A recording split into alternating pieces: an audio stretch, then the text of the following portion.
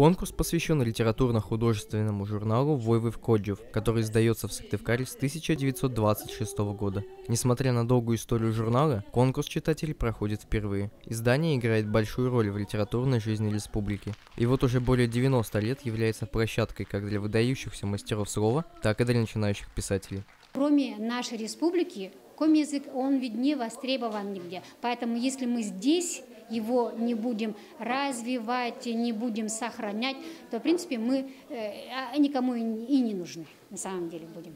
Сам конкурс проходил заочно. Участникам необходимо было отправить аудио или видео с исполнением стихотворений на коми-языке, которые ранее публиковались в журнале. По словам организаторов, основная цель проекта – это объединение людей вокруг коми-культуры и развитие родной республики. Здесь были привлечены и соседи, и работники Дома культуры. Я смотрю, и есть и медики, и ветеринары, и пенсионеры, и учащаяся молодежь. Вот.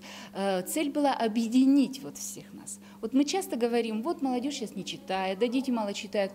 А ну давайте покажем взрослые, мы читаем ли сами? Из многочисленного количества заявок жюри выбрали лучшие, по их мнению, работы в 3 номинациях – стихотворение, проза и пьеса.